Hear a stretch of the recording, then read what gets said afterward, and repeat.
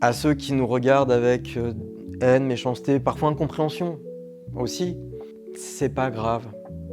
J'accepte, enfin, je peux pas me permettre d'aller leur jeter des pierres tout en sachant que c'est pas ce que j'attends de la part du reste de la société.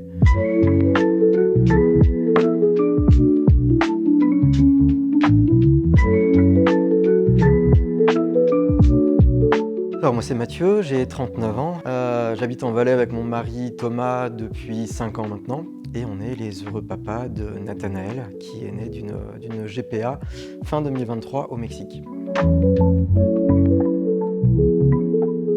Ouais, alors peut-être que pour certains c'est un peu difficile à comprendre, mais parce que bien souvent c'est ce qu'on dit des femmes, mais chez moi c'était vraiment quelque chose de viscéral, quoi, quelque chose de très profond. J'ai eu, quand j'ai découvert ma sexualité, quand j'ai fait même par la suite mon coming out, ce poids de me dire il va falloir que je fasse le deuil de devenir père, parce que c'est pas quelque chose de possible, parce que c'est pas quelque chose d'imaginable. Et en fait, au fur et à mesure que je me suis construit, en tant qu'homme, en tant qu'homme gay, puis par la suite en tant qu'époux, j'ai découvert que j'avais quand même cette possibilité de pouvoir devenir parent.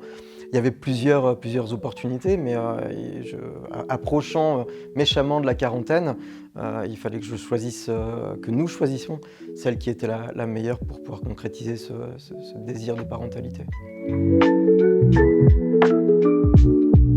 Avec Thomas, quand on s'est rencontrés, on en a discuté dans les 6 premiers mois. Moi, je lui ai dit, voilà, mon désir, ma volonté.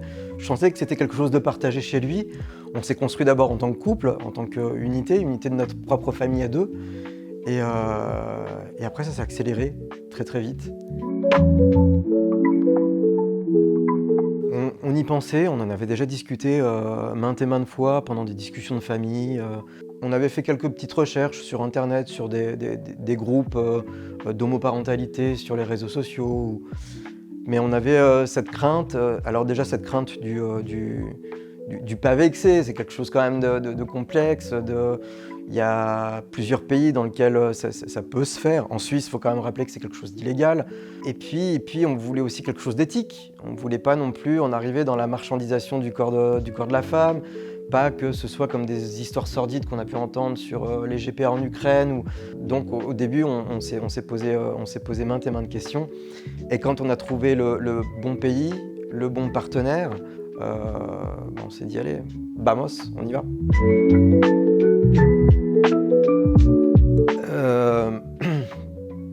Je sais, c'est un peu indescriptible en fait, parce qu'on a d'un seul la charge, le poids de la responsabilité, mais vraiment le poids de la responsabilité qui tombe sur les épaules, c'est vraiment de la folie. En même temps, il y a l'euphorie, il y a la crainte, il y a la peur. Je crois que quand j'ai reçu le message, la première des choses que j'ai fait, c'est que j'ai pris mon téléphone, j'ai essayé d'appeler ma mère, un réflexe de petit garçon. Par la même occasion, j'appelle mon job pour me dire mince, il faut quand même aussi gérer ça. J'appelle mon manager qui me dit tu t'occupes et tu ne te préoccupes de rien. Le plus important, c'est que tu partes et que tu aies retrouvé ton fils.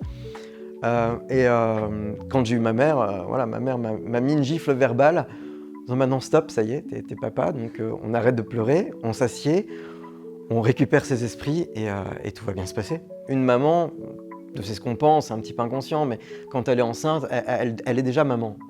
Elle porte la vie, elle a déjà ce rapport à l'enfant qui est quand même différent.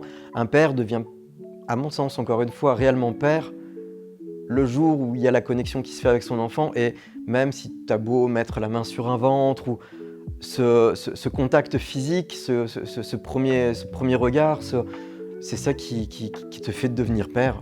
Et au début, je me disais, mais il n'y a pas de maman, comment on va faire? La maman est sachante dans nos sociétés. C'est la maman qui porte la vie, c'est la maman qui te donne la vie. La mère sait, le père moins, mais la mère sait. D'ailleurs, quand tu vas à l'hôpital, si tu emmènes ton enfant, où est la maman? Et c'est là que je me suis rendu compte qu'en fait, il n'y avait aucune différence. Mais vraiment aucune. Parce qu'on a les mêmes capacités, on a la même objectivité, on a le même rapport à la parentalité, in fine. Et on est tout aussi bon que les mamans.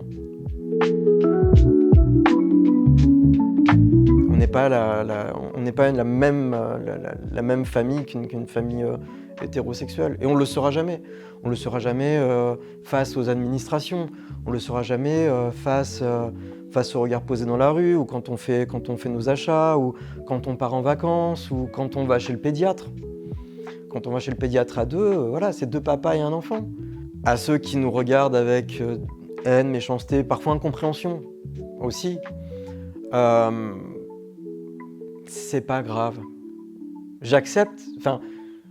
J'aimerais qu'on accepte la différence, cette différence qu'ils pensent que nous sommes, que nous avons, que j'accepte aussi qu'ils soient justement différents sur la compréhension de ce qu'est notre famille. Je peux pas me permettre d'aller leur jeter des pierres tout en sachant que c'est pas ce que j'attends de la part du reste de la société.